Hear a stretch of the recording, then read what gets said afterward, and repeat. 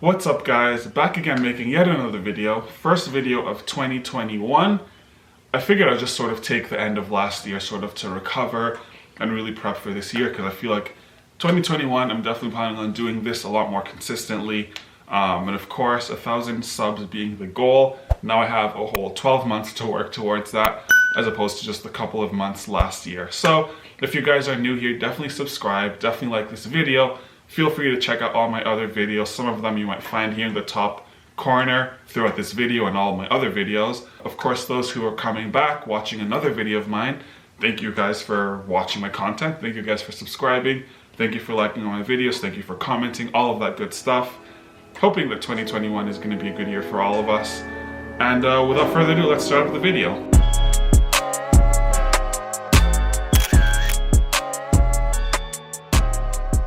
So first and foremost, we're going to be starting off with the Alfa Romeo GTV.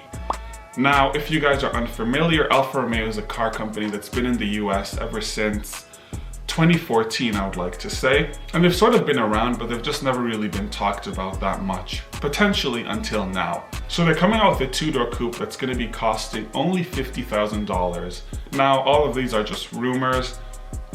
We could be expecting some slight changes within the next couple of months, or at least closer to production.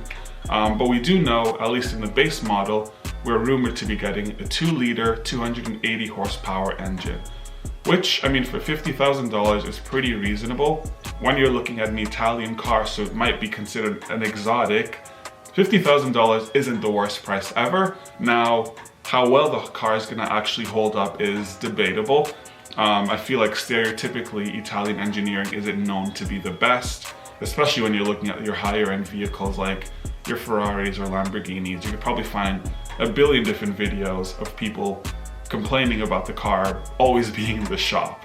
So with an Alfa Romeo of this price, $50,000 that is, you would hope that at least you'll get to drive it a reasonable amount. If you were to upgrade, you would be looking at a 505 horsepower V6 engine. And I believe that it's going to be the same engine that's used in the Alfa Romeo Giulia. Now, all of these are rumors. We'll sort of see how things pan out within the next couple of months, but I do have to say, for the price and for the power that you're getting, that's a pretty solid deal. Next up, we're going to be talking about the Audi Etron GT. And I feel like if you've been watching my videos, which I hope you have been, I have been talking about this e-tron for a while. Price-wise, we're looking at upwards of $100,000. And added to that, it's also going to be an electric vehicle. So we could possibly see the Audi e-tron competing with the Porsche Taycan. And so we'll sort of see how things pan out this year, because the Porsche Taycan also starts in around the $100,000 range and just skyrockets from there on. As far as the specs of it, we're going to be getting a 590 horsepower vehicle with a 0 to 60 in less than 3 seconds. Compared to a Taycan, it's actually not that far off, so I'm sort of excited and intrigued to see how things pan out this year for the e-tron. While this vehicle isn't on the list, of course I have to give an honorable mention to the Cadillac CT5V Blackwing. Now, I sort of made a video talking more in depth about this vehicle, which if you want to check out, you can check out up here in the top corner, CT5V Blackwing from Cadillac. So it's coming out in 2021. The thing that I'm excited about the most is the fact that it's stick shift.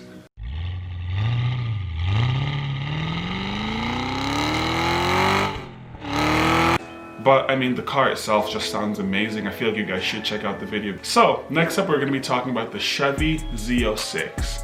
So this car is going to be, well, starting off with the price, we're looking at $85,000.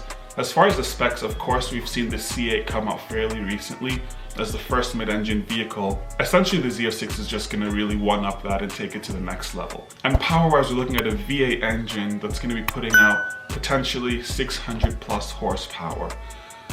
Whew. Now, if you want to talk about best bang for your buck, paying $85K for a car that's going to be giving you 600 plus horsepower just is insane to me. And I feel like, similar to the C8, how it sort of has become fairly popular and it's sort of like the budget supercar of, I would say, 2020. I feel like this Z06 could be essentially the newer version of that in 2021. So moving on to the next vehicle, we're looking at the new SL class. I wouldn't say new because the SLs have been around forever, but they're essentially going to be revamping it and sort of modifying it in a way. So as far as the size of the vehicle itself, it's going to be a little bit smaller, like a little bit shrunk.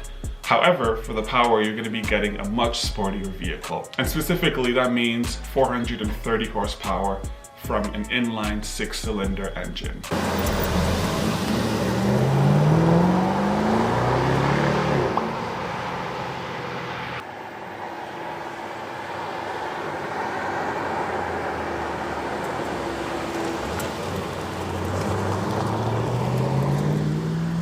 Last but not least, we're going to be talking about the Maserati MC20.